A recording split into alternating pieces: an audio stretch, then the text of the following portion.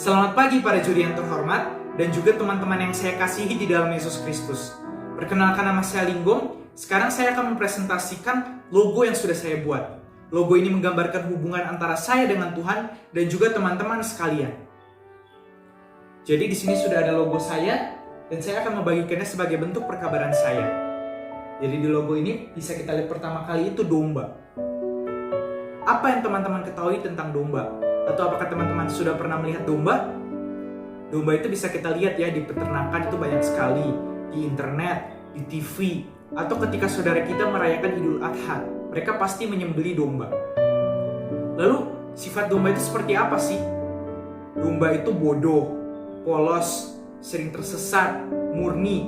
Kalau kita lihat dari keempat sifat tersebut, jika domba itu sendiri apalagi sama kawanannya, jika tidak dijaga siapa-siapa, itu pasti akan sangat kacau. Maka adalah gembala yang bertugas untuk menuntun, membimbing, dan menggembalakan mereka. Jadi, gembala itu memiliki tanggung jawab untuk menjaga domba-dombanya, sesuai dengan yang kita lihat di logo tersebut. Nah, teman-teman, apa sih hubungannya gembala dan domba dengan kita sebagai umat Tuhan? Hubungannya yang pertama itu saya ambil dari kata igreja, yang berasal dari bahasa Portugis, yang berarti kumpulan umat atau kumpulan orang percaya. Atau bisa kita gambarkan juga hubungan antara gembala dan domba.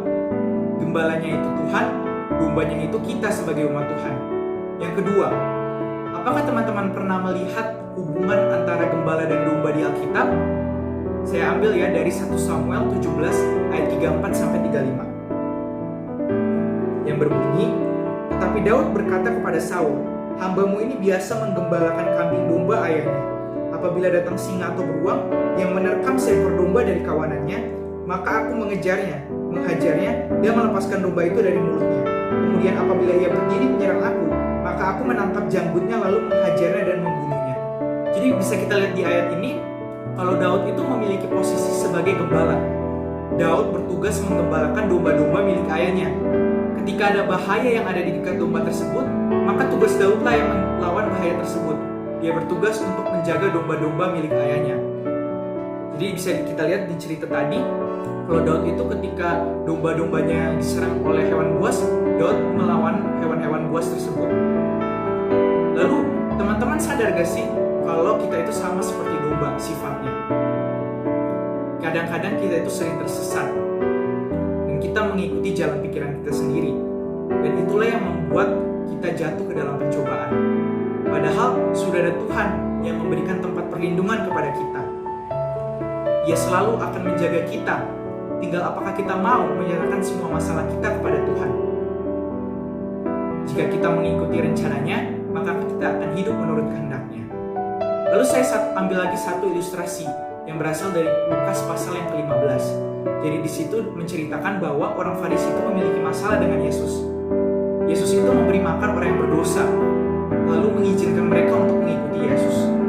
Lalu Yesus memberikan pemahaman kepada orang-orang Farisi tersebut melalui suatu perumpamaan. Jika ada satu orang yang memiliki 100 domba, lalu suatu dombanya itu diambil, tentunya orang tersebut akan meninggalkan sisanya dan mencari domba yang hilang itu. Sama seperti kita, jika ada saudara kita yang berdosa lalu bertobat, tentunya kita akan senang sekali dan mengabarkannya kepada semua orang. Jadi intinya apa sih? Intinya itu Yesus datang ke dunia ini untuk menebus dosa-dosa kita. Ia mencari kita yang hilang.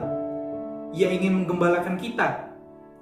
Sama seperti sekarang juga, Tuhan masih mengirimkan Roh Kudus-Nya kepada kita yang bertugas untuk membimbing kita, mengajar kita, dan membentuk persekutuan antara kita dengan Tuhan.